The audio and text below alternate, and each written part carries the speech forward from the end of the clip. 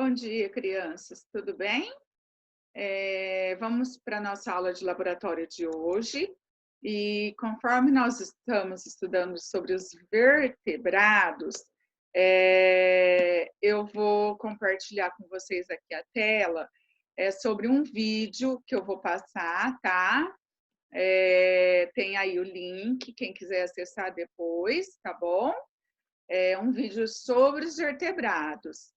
E aí, para quem for possível, depois que assistir o vídeo, pegar um papel sulfite e escrever para mim o que entendeu sobre os vertebrados, tá?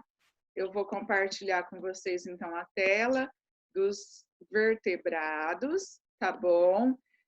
Assistam prestando bastante atenção, porque já é uma forma de vocês estarem estudando para a prova, tá?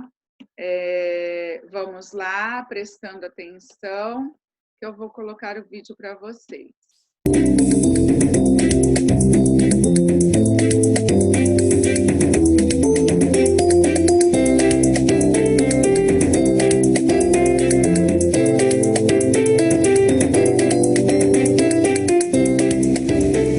Passeio pelo zoológico, a gente pode perceber que existem animais com as mais variadas características.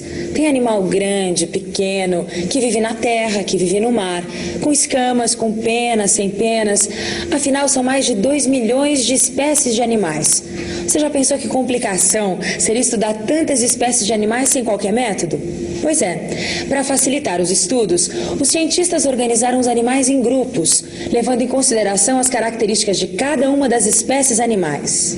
Na teleaula de hoje você vai ver que os animais estão divididos em 2 grandes grupos, os animais vertebrados e os animais invertebrados, e ainda entre os vertebrados, em 5 classes diferentes.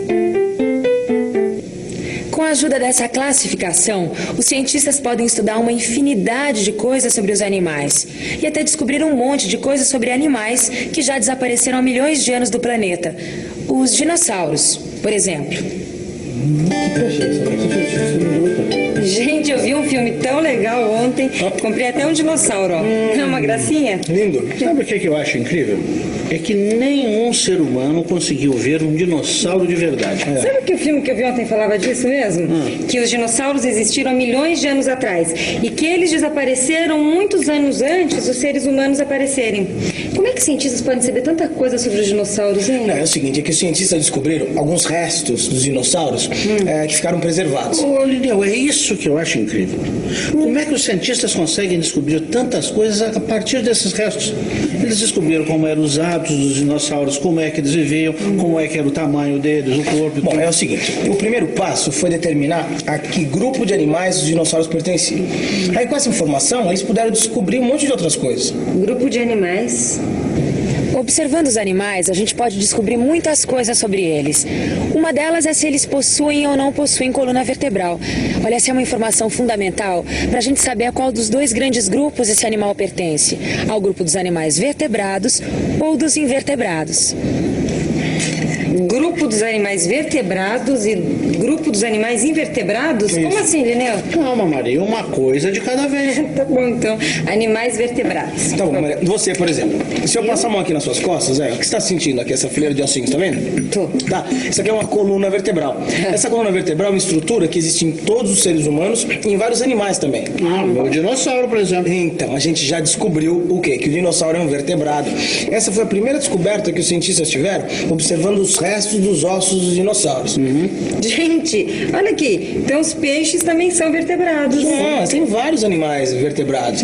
Há cachorro, gato, tubarão, tartaruga, arara, sapo. Existem animais vertebrados que é fácil a gente perceber que eles têm coluna vertebral, como os cachorros, os gatos, por exemplo. A coluna vertebral desses animais é muito parecida com a nossa. Ela fica assim bem no meio das costas. Mas e outros animais, como a minhoca, a cobra? Será que eles têm ou não têm coluna vertebral? Minhocas e cobras. Tá aí. Como você faria para diferenciar uma minhoca de uma cobra. E eu não estou falando dessas minhocas pequenininhas que a gente encontra no jardim, não. Mas sim de minhocas como a minhocosu, que chega a ter meio metro de comprimento, parecendo bastante com uma cobra. O jeito, como a gente já sabe, a grande diferença entre um animal vertebrado e um animal invertebrado é a coluna vertebral. Por isso, se a gente quiser diferenciar uma cobra de uma minhoca, o jeito é verificar se esses animais têm ou não coluna vertebral. Pelo que a gente pôde ver nessa ilustração, a cobra possui um conjunto de ossos, também chamado de esqueleto. Podemos ver também a coluna vertebral e, por isso, é um animal vertebrado. Já a minhoca, como a gente pode ver, não tem ossos. Ou seja, a minhoca não tem coluna vertebral e, por isso, é um animal invertebrado. Até agora, a gente viu que os animais são divididos em dois grandes grupos, os vertebrados e os invertebrados. Mas, além desses grupos, os animais são divididos em vários subgrupos. Dentre os vertebrados, existe a classe dos mamíferos, por exemplo. Os mamíferos são aqueles animais que amamentam seus filhotes, como os cavalos e os cachorros. Olha que peixão. Olha aqui. Opa, de fruta. Legal. Ah, gente, e o canário, hein? Não, porque mamífero, eu sei que ele não é, porque eu já tive um canarinho, sabe? E eu sei que eles amamentam os filhotes. Não. Olha, mas ele tem coluna vertebral, ó. Pois é, então, a gente já chegou aqui à conclusão. O canário é um vertebrado, mas não é um mamífero. Então, para descobrir a classe do canário é fácil. Olha aqui, ó, nessa foto. O que tem mais no canário? Isso é fácil mesmo. Tem pena? Então, pena é a característica exclusiva da classe das aves. É fácil reconhecer os animais que fazem parte da classe das aves, como os pássaros, por exemplo, as galinhas, os avestruzes, essas araras. Todos eles têm penas. Mas os animais que fazem parte da classe dos anfíbios, você saberia dar algum exemplo? Anfíbios? Olha, de cabeça não sei dizer. O jeito é ler nessa revista. Os animais anfíbios vivem parte da vida na água e outra parte na terra, como dá para perceber observando esse sapo. Os anfíbios possuem a pele lisa e úmida. Ô, Lineu, e os peixes, hein? Não, porque eles não amamentam os filhotes como os mamíferos, não têm penas como as aves e também não têm a pele lisinha e vivem tanto na água quanto na terra quanto os anfíbios. O que eles são? Bom, Maria, pensa nas características principais dos peixes. Quais são? Bom, eles vivem só na água e têm o corpo revestido por escamas, né? Então, quando você falou eles, você se referiu aos peixes de uma forma geral, né? Você não pensou exclusivamente num tubarão, numa sardinha, numa garopa, né? Você pensou em todos ao mesmo tempo. Então, a resposta está aí. Eles fazem parte da classe dos peixes. Até agora, a gente já viu 4 classes de animais vertebrados: os mamíferos, as aves, os anfíbios e os peixes. Mas será que os dinossauros faziam parte de alguma dessas classes? Ou será que existe uma outra classe de animais vertebrados que a gente ainda não viu? Não sei não, viu? Esse dinossauro não parece pertencer a nenhuma das classes que a gente já viu. Sabe que eu não consigo imaginar como é que cientistas descobriram a que classe eles pertenciam? Bom, o que aconteceu foi o seguinte: além dos ossos encontrados, os cientistas também encontraram dentes e ovos com embriões. Aí, com todos esses restos, eles começaram a perceber que os dinossauros tinham muitas características em comum com as cobras e os lagartos. É por isso então que eles têm escamas. O que mais a gente pode perceber como característica comum das cobras e lagartos?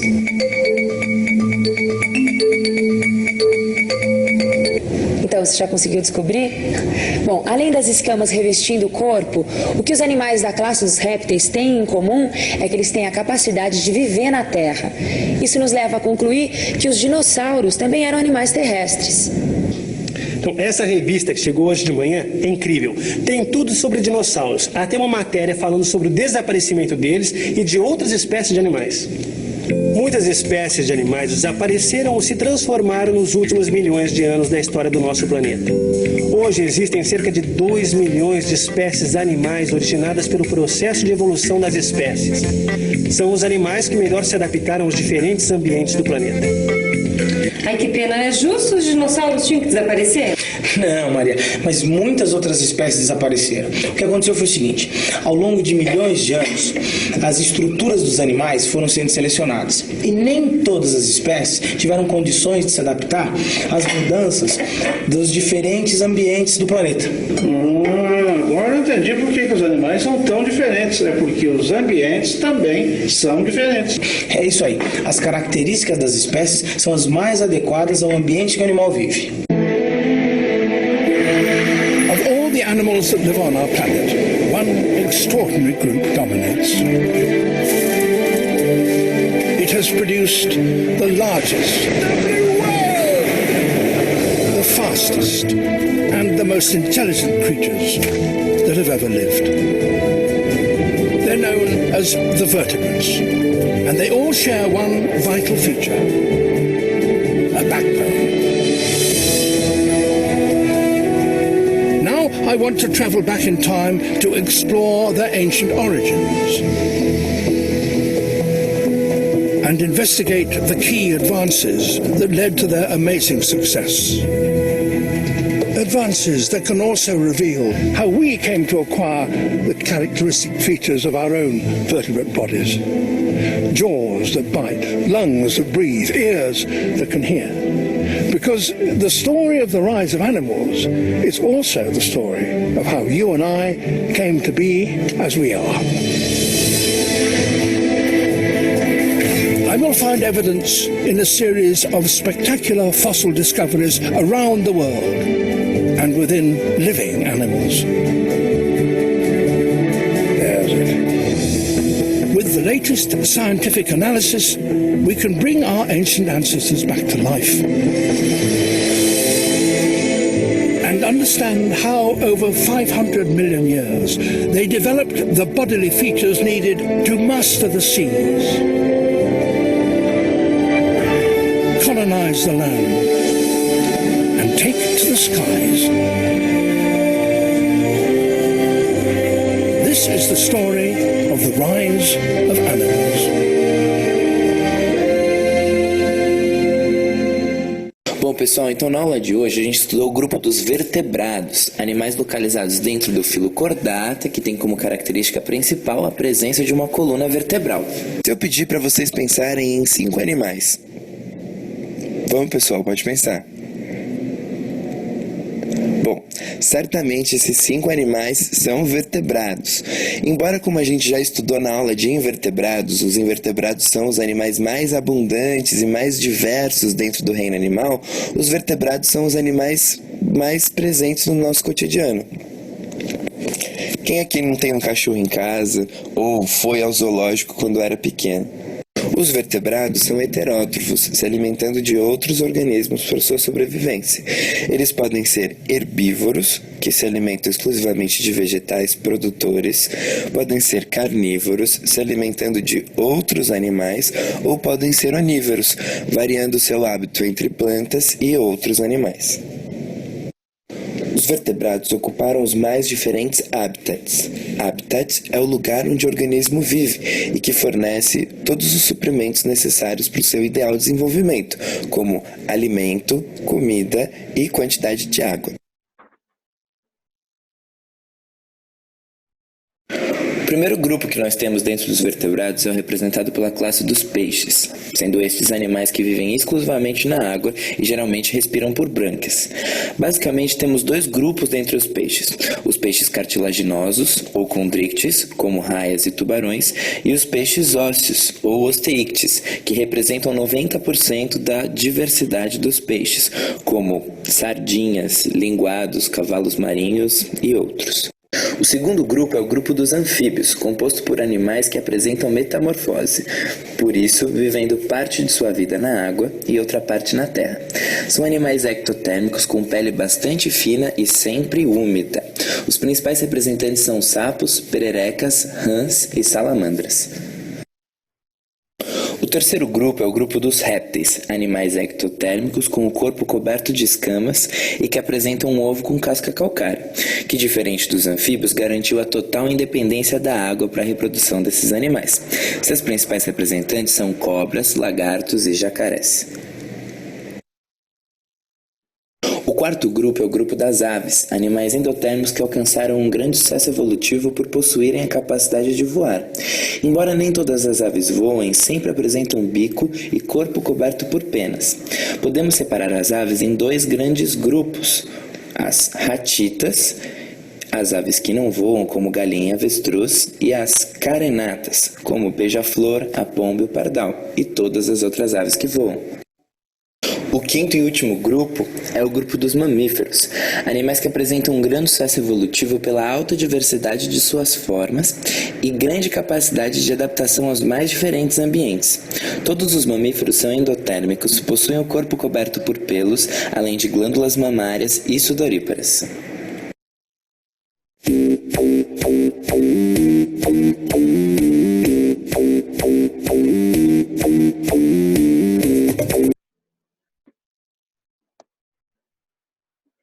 Bom, crianças, como vocês viram aí, então, falando os grupos, né, dos vertebrados e quais as características deles, tá bom? Prestem bastante atenção. Eu também gostaria de ressaltar aqui a importância que tem o estudo dos vertebrados com o passado, igual nós estamos ainda em história, né, a questão dos fósseis. E os pesquisadores, eles encontram muitos fósseis e fazem uma ligação direta com a vivência no passado. E entre essa ligação estão os animais vertebrados, o principal deles, o dinossauro, tá? Espero que vocês tenham gostado. Por hoje é isso.